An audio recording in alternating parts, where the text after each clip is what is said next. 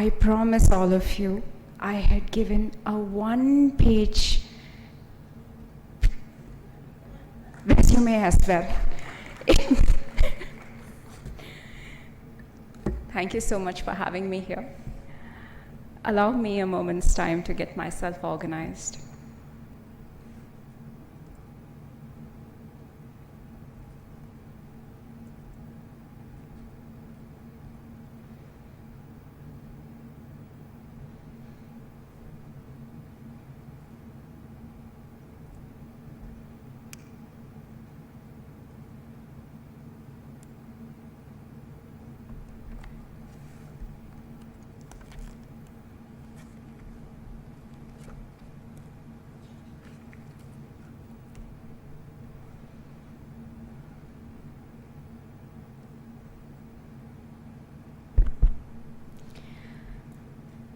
Good morning to everyone, and welcome to the 11th Annual Women's Leadership Conference. It fills my heart with joy that so many of you have made it your business today to be present here. For yourself, to see what else other women are doing, to be a part of a movement, to find your own grounding, to find your place, not just in a man's world, but also in a woman's world.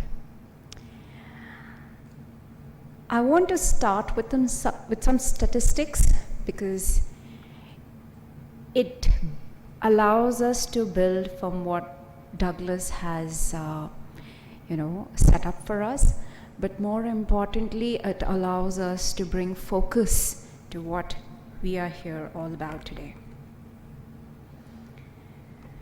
This conference is happening in person 2 years since the COVID pandemic came in. And it's important that we don't dwell on it, but we still look at some things that we can now confidently say that we have left behind. 14th Feb, Egypt registered the first case of coronavirus. 27th Feb, exactly 2 weeks from them, Nigeria reported their first case. And from March 2020 onwards, it has been a full-blown pandemic all across the world. A little bit of regional understanding on how this has affected the continent of Africa. About 47% of what was affected in the continent of Africa was taken by the southern African part, which was at 47%. The next was North Africa, closer to 30%. East and West Africa, roughly around 10%, and Central Africa, close to 2.5%, 2.5, 2.6. This gives you an indication of how badly regions might have been affected.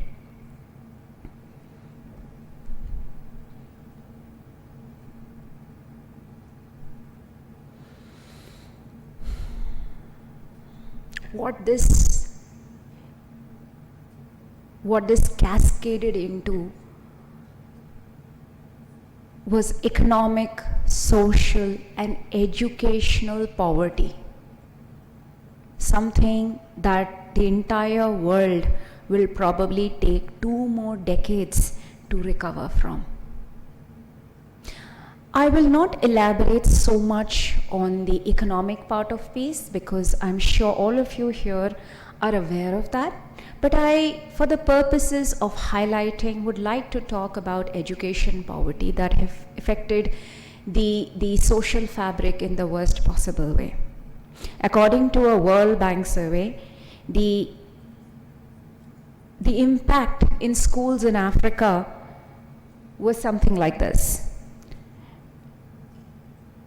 More than 100 days on average of full semesters worth education was missed. Countries like Ethiopia, Uganda and South Sudan schools were closed for more than 200 days in 2020 and 2021 alone. Imagine the amount of idle time in highly fertile minds that were left unattended to.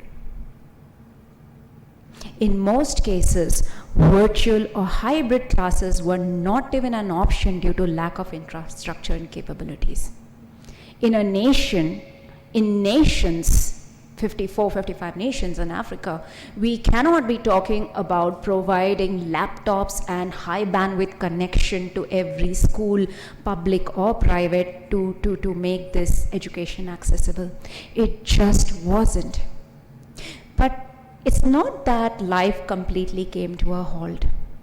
The first responders in this pandemic were not just the nurses, medical staff and doctors.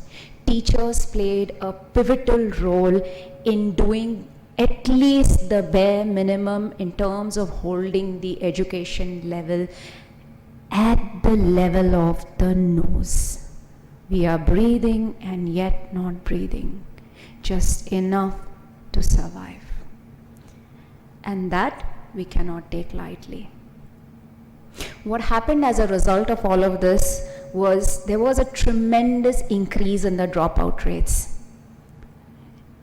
And those who dropped out, so many of them never really came back. It just didn't happen. Stories of violence and sexual abuse increased for the simple reason that there was so much frustration at all levels, and because people were living in very close quarters. It's not the best of us, it's the worst of us that gets magnified. Child marriage and early adolescent fertility increased.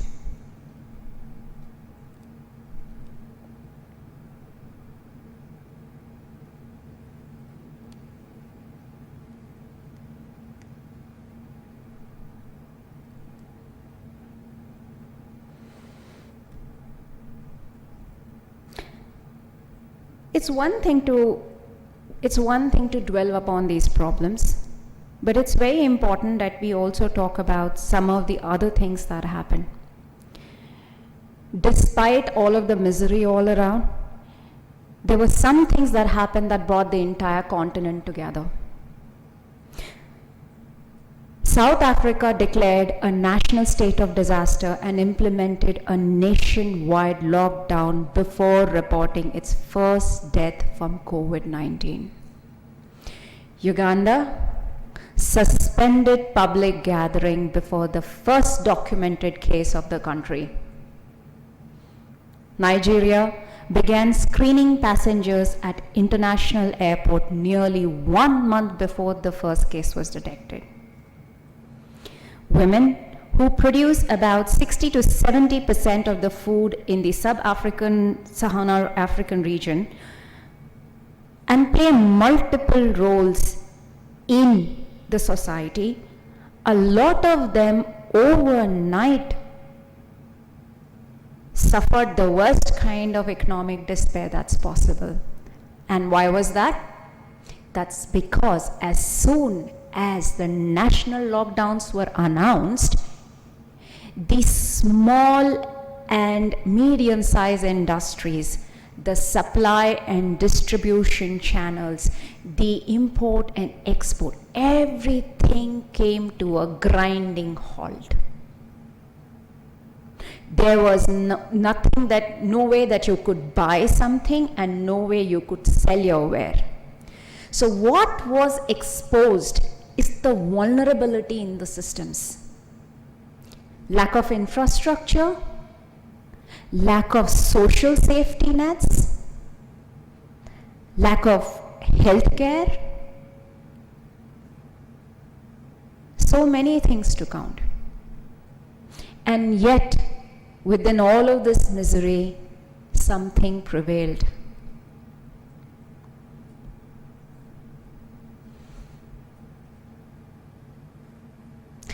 I've seen many governments work together, but I haven't seen so many nations coming together and working. People fight for power, governments fight for position. But 54 countries coming together to fight COVID is unbelievable. The African Development Bank, and by the way, these are just some statistics. This is obviously not the exhaustive list, but just once again to build context. The African Development Bank created the Rapid Response Facility, CRF, and donated the first $10 billion in the month of March 2020. That gave the initial impetus to governments to actually begin to do something on ground and not just talk. They also created something called as the social bond, in which they invested $3 billion.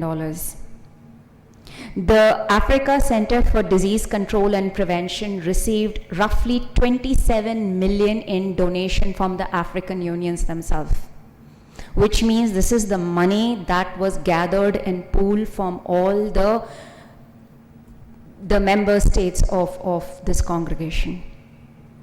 300 million was again provided for Uganda COVID-19 economic crisis and recovery. And this fund was specially designed and I won't use the word developed, but this fund was specially created for the procurement. This was created for the coordination and helping the implementation of the best practices from the African Center for Disease Control. And this was facilitated by the by WHO specifically for Uganda. And I cannot but point out that the government officials in Uganda have been working round the clock to make sure funds and possible funds that are necessary reach people in different parts of the country.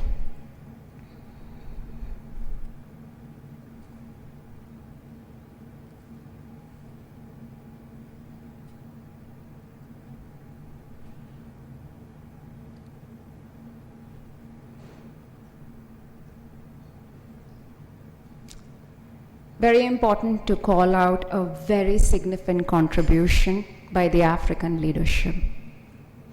Their foresight and astuteness in creating the Africa Center for Disease and Prevention. What has been the impact? At the beginning of February, just 2 African countries had the capability of COVID testing. But in less than 2 months, that number rose to 46. And this was primarily possible because there was a central agency that was bringing in best practices from the other countries, other nations and other continents, customizing it to what will work in this country, in this continent, became one of the driving factors why the COVID was much better managed. There were a number of casualties that are much lesser on scale, even compared to the most developed countries. And what needs to be pointed out is all the learnings from the Ebola outbreak of 2017 played a pivotal role in handling the pandemic. We have to understand that most of us have actually in our lifetime may or may not have seen war, may or may not have seen other natural calamities like a drought or a flood. But nobody has seen a catastrophe like a pandemic. Nobody knows what a total shutdown is. And in that dynamics, there is one section of the society that really held the gates. And that were the women. In this period of time, The women continue to play their social role. They continue to take care of the elderly. They continue to take care and nurture the young ones. They also continue to take care of the financial burdens and income of the family when the men were either sick or unable to. So there's a huge amount of uplifting that has happened simply because of the will and resilience of the women. Where was Uganda in all of this? Amongst 44 countries that WHO African region speaks of, South Africa had the highest mortality rate. At 0.26 death recorded per 100K, Uganda had the lowest mortality rate. And that, my dear friends, deserves a round of applause.